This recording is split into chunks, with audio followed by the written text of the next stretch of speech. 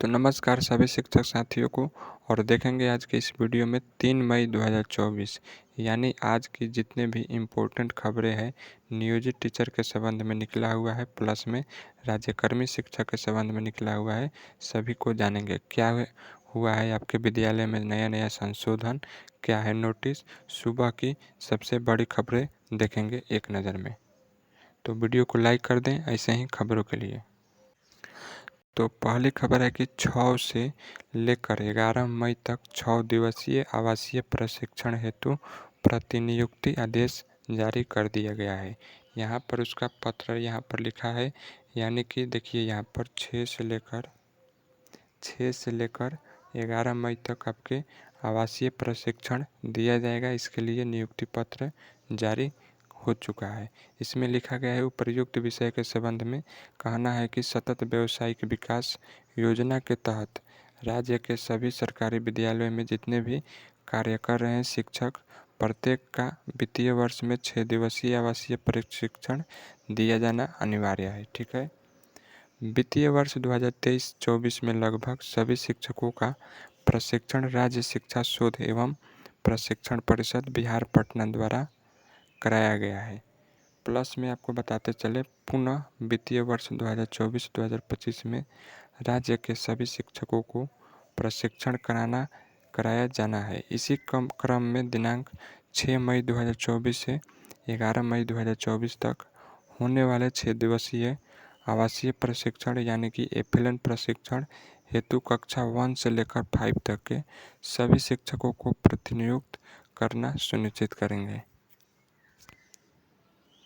यानी कि आपको बता दें, पहला खबर है आपके विद्यालय में प्रत्येक शिक्षकों को सूचित किया जाता है कि 6 से लेकर 11 मई तक 6 दिवसीय आवासीय प्रशिक्षण की प्रतिनियुक्ति का आदेश सभी शिक्षकों को इस पत्र के माध्यम से दिया गया है। आगे बढ़ते हैं। तो यहाँ पर आगे बढ़ते हैं और देख सकते हैं किस जिला में, यानी 6 मई 2024 से दिनांक 21 मई 2024 तक प्रखंड का नाम है और जहाँ से शिक्षकों की प्रतिनियुक्त करना है उसमें ज़िला का नाम लिखा गया है। तो आप लोग किस डिस्ट्रिक्ट से हैं कमेंट में कीजिएगा उत्तर, मैं आपको बता दूंगा। नीचे पढ़ते हैं। देखिए, भागलपुर ज़िले में लगातार शिकायत करने के बाद डेस्क बेंच की जांच करने के लिए एक कमेटी बनी हुई है। यानी कि भागलपुर में काफ़ी दिनों से शिकायत का आदेश आ रहा था कि वहाँ का डेस्क और बेंच के बारे में, तो इसी डेस्क और बेंच के जांच करने के लिए एक वहाँ पर भागलपुर ज़िले में कमेटी बनाई गई है। ये तो बात हो गई, लेकिन इसमें असंभित वाली बात कौन सा है, आश्चर्य वाली बात कौन सी है कि कमेटी को पूरी गाइडलाइंस नहीं दी गई है कि किन मानकों पर डेस्क बेंच की जांच करनी है। केवल एक पटरा या 2 पटरा जांच करने के लिए कहा गया है। डीओ स्वयं स्वीकार कर रहे हैं।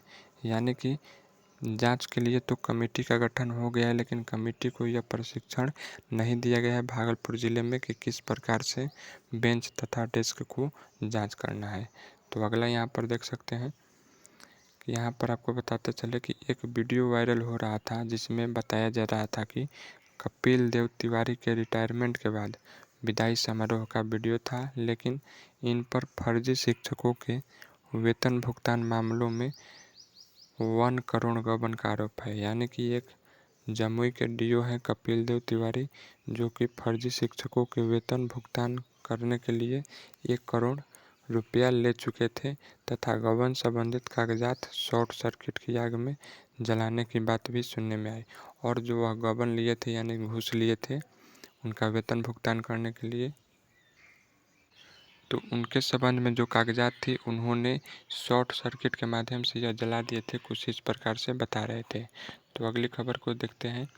यहाँ पर लिखा गया है कि कार्यकालय जिला शिक्षा पदाधिकारी भागलपुर द्वारा है।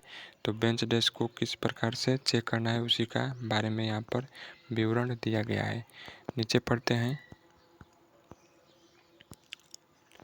देखिए, शिकायत के बाद आउटसोर्सिंग द्वारा बहाल रोहतास के 2 बीपीएम को कार्य मुक्त किया गया। यानी कि कुछ शिक्षकों का शिकायत था जिसमें आउटसोर्सिंग के द्वारा जो रोहतास ज़िले में बहाल हुए थे 2 बीपीएम, तो उनको कार्य से मुक्त किया गया, उनकी नियुक्ति रद्द कर दी गई, जिसके संबंध में यह नोटिस निकला हुआ है। विभागीय निर्देशानुसार बीपीएमयू के तहत वाहब एजेंसी ने 2 काराकाट प्रखंड संसाधन केंद्र में उपलब्ध कराई थी। उपर्युक्त दोनों कर्मियों के विरुद्ध प्रखंड से प्राप्त हो रही लगातार शिकायतों के चलते उनको निलंबित किया गया। नीचे पढ़ते हैं। देखिए नीचे तो लिखा गया है, कहने को तो पाठक जी के कार्यकाल में सब कुछ टाइम टू टाइम हो रहा है, पर डीओ साहब की दिलचस्पी होने के कारण कई जिलों में अब तक छठे चरण शिक्षक नियोजन के अंतर्गत नियुक्त शिक्षकों का फिक्सेशन सेवा पुस्तिका संधारण नहीं हो सका।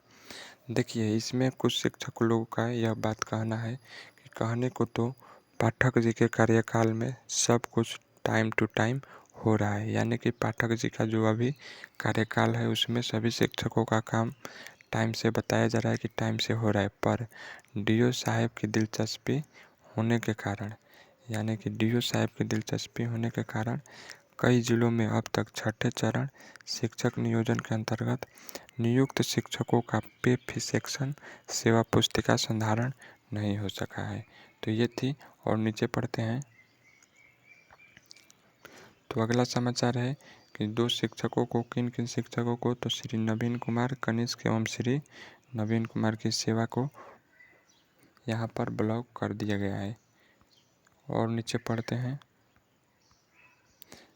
नीचे लिखा हुआ है कि शिक्षकों के गर्मी की छुट्टी पर पानी फेर ही दिए हैं, तो कम से कम अन्य राज्य कर्मचारियों की तरह 33 EL देने की घोषणा करने की कृपा करें। ये सभी शिक्षक लोग बोल रहे हैं, यानी कि शिक्षकों के गर्मी की छुट्टी पर तो पानी फिर ही गया है, प्लस में कम से कम अन्य राज्य कर्मचारियों की तरह 33 EL देने की तो घोषणा की जानी चाहिए। यहाँ पर आपको बताते चलें,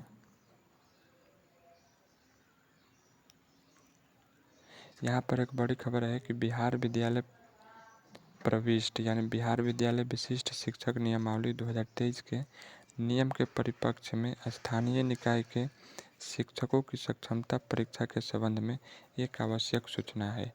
यह आवश्यक सूचना बता दें आपको, जो 4 मई तक थी, तो उस तिथि को फॉर्म अप्लाई करने की सक्षमता परीक्षा द्वितीय की वह 6 मई तक बढ़ा दी गई है। ये थी। और यहाँ पर नीचे पढ़ते हैं। भागलपुर जिले में लगातार शिकायत करने के बाद, तो यहाँ पर आज की सुबह की खबरें समाप्त होती है। चाहते हैं ऐसी खबरें डेली आपके पास पहुँचे तो वीडियो को लाइक करके सब्सक्राइब ज़रूर कर दें और सभी शिक्षकों में शेयर कर दें। तो आज की वीडियो यहीं पर समाप्त करते हैं। मिलते हैं अगले वीडियो में, तब तक के लिए धन्यवाद।